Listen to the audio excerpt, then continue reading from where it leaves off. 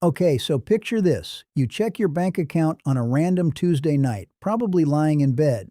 Phone brightness cranked all the way down because it's midnight and you should be asleep. And you see a number. Let's say it's $4,000. Or maybe it's 12,000. Or maybe, honestly, it's negative because the car needed a new transmission and rent is due in 3 days. And you feel this weird mix of anxiety and numbness, right? Like money isn't even real anymore. It's just a source of low-grade dread that hums in the background of your entire life. You do the math in your head, bills, groceries, that subscription you forgot to cancel, and it never quite adds up to feeling safe. Not comfortable, not rich, just safe. That feeling where you could handle a surprise expense without your stomach dropping. If that's you, or if that used to be you, honestly, stick around, because this is exactly what I want to talk about. My name is Steve, and I spend way too much time thinking about money. Specifically, why some people seem to hit this one particular number and their entire relationship with finances just shifts almost overnight, while other people can have way more money than that and still feel broke, still feel stuck, still feel like they're one bad week away from disaster. Because here's the thing, nobody really tells you when you're grinding through your 20s or early 30s trying to build something from nothing. There's a number, and for most people it hovers right around $100,000 in net worth or invested assets, where the entire emotional and mathematical texture of your financial life changes. Not because you're suddenly rich, you're not. 100 grand doesn't buy a house in most cities anymore, let's be real. But something shifts underneath the surface, something structural, and once you understand what that something is, you can actually chase it on purpose instead of just stumbling into it by accident, which, honestly, is how most people experience it, if they ever get there at all. So that's what we're doing today. We're going to talk about why this specific milestone matters so much more than people expect, what actually changes when you cross it, and, this is the important part, how you get there faster than you think, even if right now it feels impossibly far away. Let's start with the boring sounding but genuinely life-altering piece. Compound interest. You've heard of it. Everyone's heard of it. It's the thing your uncle mentions at Thanksgiving right before he starts talking about crypto. But here's what most people miss. Compound interest is basically useless at small numbers, like genuinely almost irrelevant. Think about it this way. If you have $2,000 invested and it grows at say 7% in a good year, that's $140. $140. You could earn more than that working a single weekend shift. So for years, and I mean years, your own effort, your own income, your own hustle is doing basically all the heavy lifting. The market's contribution is a rounding error. It's like trying to push a snowball up a hill that's basically flat. You're doing all the work, and the snowball barely grows at all on its own. But something happens around the $100,000 mark. Suddenly, 7% isn't $140, it's $7,000 in a single year, without you lifting a finger, without picking up an extra shift, without touching a single thing. That's real money. That's a decent chunk of a lot of people's entire annual savings, just showing up because the snowball is finally big enough that gravity, or, the market, starts doing meaningful work alongside you. And here's the emotional part, the part that actually matters more than the math. Once you see that happen, once you watch your money make more money than you expected, sitting there quietly while you slept, while you were at brunch, while you were stressed about something completely unrelated, your whole psychology around saving changes. It stops feeling like deprivation. It starts feeling like feeding a machine that feeds you back. That's the shift. That's why financial advisors always say the first 100,000 is the hardest, because it's the only stretch where you're doing this almost entirely alone. So, what do you actually do with this? Honestly, the takeaway is simple, even if it's not easy. Front load your discipline. The sacrifices you make early, skipping the nicer apartment, driving the older car a couple extra years, actually automating your investing instead of getting to it eventually, those sacrifices are working against a system that isn't helping you yet. But they're buying your future self-entry into a system that will help enormously. It's like, planting a tree. Nobody enjoys watering a stick in the dirt for 2 years. but you're not doing it for the stick. You're doing it for the shade you don't have yet. Okay, so this next part is less about spreadsheets and more about psychology, which honestly is the part I find way more interesting anyway. There's this concept in behavioral finance. Some researchers call it the security threshold. And it basically describes the point where your brain stops treating every dollar as a survival resource and starts treating some dollars as tools. Before you hit that threshold, and this is true whether you're making $30,000 a year or $130,000 a year, your brain is running background processes constantly. Can I afford this? What if something breaks? What if I lose my job next month? It's exhausting, and most people don't even realize how much mental bandwidth it eats up because it's just always been there, humming, like a refrigerator you've stopped noticing. Once there's a meaningful buffer, and $100,000, especially if a chunk of it is liquid or semi-liquid, tends to be the point where this kicks in for most people. Something in your brain exhales. You start making decisions from a place of strategy instead of fear. And I don't think people appreciate how much better decisions get when they're not made from a place of panic. Let me give you a small, almost silly example. Say your car breaks down. If you have $400 to your name, that repair bill isn't just an inconvenience. It's a crisis. You might put it on a high-interest credit card. You might delay it and risk a bigger problem later. You might have to ask family for help, which, even if they're happy to give it, comes with its own emotional weight, right? A little sting of pride, a quiet feeling of falling behind. But if you've got a real financial cushion, that same repair is just a Tuesday. Annoying? Sure, but not destabilizing. And when your baseline life stops being destabilized by normal expenses, you start being able to think 3, 5, 10 years out instead of 3, 5, 10 days out. This is genuinely one of the biggest hidden costs of not having savings. It's not just the interest you pay on debt, it's the quality of every decision you make while stressed. Stressed brains make short-term decisions. Calm brains make long-term ones. And long-term decisions are basically the entire game when it comes to building wealth. So, practical takeaway here, if you're not there yet, don't just focus on growing your net worth. Focus specifically on building an emergency fund first, even a modest one, 3 to 6 months of essentials, because that buffer does something to your brain that raw net worth on paper doesn't always do, especially if that net worth is tied up somewhere you can't touch it in a pinch. Here's something that genuinely surprised me when I first understood it, and I think it surprises most people.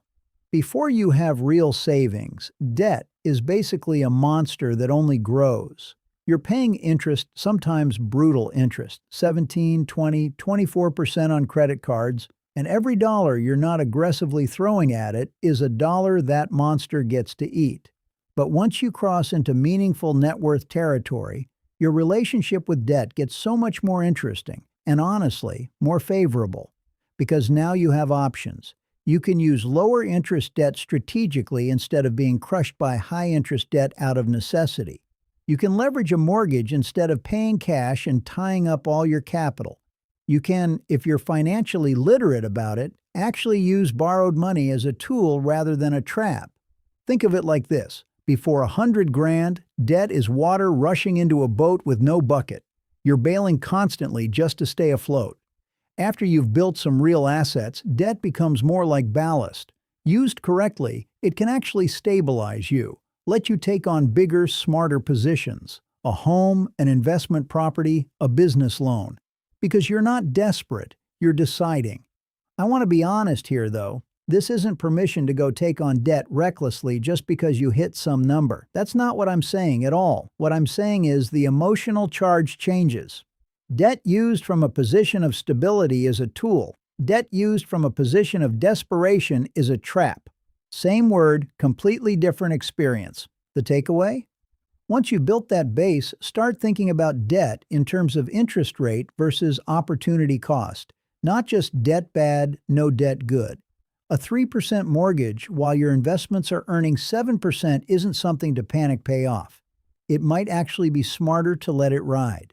That kind of thinking is basically unavailable to you before you've built a cushion. and it becomes one of your biggest advantages after. Okay, this one's a little awkward to talk about, but I think it's honest, and I try to be honest on this channel even when it's a little uncomfortable. Once you have real savings, and I don't mean flashy money, I mean quiet, real invested money, the way certain financial systems treat you starts to shift. Banks offer you better rates. Wealth advisors who wouldn't have looked twice at you suddenly want a meeting. Loan officers see you as lower risk. It's a little bit unfair, honestly, that the system rewards people who already have money by giving them access to more favorable terms, but that's how a lot of financial infrastructure is built, and pretending otherwise doesn't help anyone. But there's a subtler version of this too, one that's less about institutions and more about you. When you have a real financial cushion, you start negotiating differently. You ask for the raise you deserve because you're not terrified of what happens if they say no. You leave the job that's draining you because you're not one paycheck from disaster. You say no to obligations, favors, opportunities that would have felt too risky to turn down before. Money at this stage stops being just about stuff you can buy. It becomes leverage, the ability to make choices based on what's actually right for you instead of what you're forced into by fear. I think this is honestly the most underrated part of the whole $100,000 milestone. It's not the extra vacation. It's not the nicer dinner out. It's the quiet, internal permission to say no to things that don't serve you because you're not operating from scarcity anymore. The takeaway here is less about a specific action and more about a mindset shift you can start practicing now, even before you hit the number. Start noticing where fear, not preference, is driving your financial decisions. Are you staying in a job purely out of fear? Are you avoiding a conversation about a raise because you're worried about rocking the boat? You don't need 6 figures to start practicing the confidence that 6 figures eventually gives you. You can build that muscle early. I want to end the main part of this with something that I think will genuinely reframe things if you're still early in this journey and feeling discouraged. The first $100,000 is, statistically and mathematically, the hardest and slowest chunk of money you will ever build. It is disproportionately slow compared to every $100,000 chunk that comes after it. Why? Because, like we talked about earlier, in the beginning it's almost entirely you, your income, your discipline, your sacrifices. There's no snowball helping you yet. It can genuinely take people 5, 7, sometimes 10 years to hit that first 100,000 depending on income and circumstances. And then, almost mockingly, the second 100,000 might take half that time, and the third even less. I think a lot of people quit right around here, not because they're lazy or bad with money, but because the slope feels punishing and endless, and nobody warned them that the slope changes. They look at the slow progress and think, this is just how it's always going to feel. It isn't. It's genuinely the hardest stretch, and it's supposed to feel hard because you're building the base of something that starts working with you instead of just for you. So if you're in that stretch right now, if progress feels agonizingly slow, if you feel like you're saving and saving and the number barely moves, I want you to actually hear this. That's not a sign you're doing it wrong. That's the terrain. Everyone who's ever built real wealth walked through that exact same slow, frustrating stretch. The only difference between the people who make it through and the people who don't is that the ones who make it through keep going even when the math feels unfair. So let's zoom out for a second because we covered a lot of ground. The first $100,000 matters so much because it's the point where compound growth stops being symbolic and starts being real money. It's the point where your nervous system, quite literally, calms down, and calm brains make dramatically better long-term decisions than stressed ones. It's the point where debt flips from being a trap you're desperately bailing out of into a tool you can actually use with intention. It's the point where the financial world, and honestly, your own sense of self, starts extending you a kind of respect and flexibility that simply isn't available at zero. And it's the slowest, hardest stretch of the entire wealth-building journey, which is exactly why so few people push through it, and exactly why the ones who do end up so far ahead. If you're sitting there right now with a number in your bank account that feels embarrassingly small, or a debt situation that feels suffocating, I want you to hold on to this. You are right now doing the hardest part, the part with the least reward and the most resistance. It gets easier from here. Genuinely, mathematically, psychologically easier, not easy, but easier. The snowball starts rolling on its own eventually. You just have to keep pushing it up that flat, frustrating hill long enough for gravity to take over. And look, I'm not going to pretend $100,000 solves everything. It doesn't buy freedom. It doesn't erase every worry. It's just a number on a milestone that happens to sit at a really meaningful inflection point in how money behaves and how your mind responds to it. But understanding why it matters, understanding that the slog you're in right now is temporary and structural rather than personal and permanent. That alone can be the difference between giving up at year 3 and still being in the game at year 7 when everything finally starts moving so much faster than you expected. So wherever you are on this, whether you're at negative 4,000 or 40,000 or 98,000 and just barely holding on, keep going. Quietly, steadily, without needing it to feel dramatic or impressive. The version of you on the other side of that number is going to look back and know exactly why every unglamorous, boring, disciplined choice you made right now was worth it. I'll see you in the next one.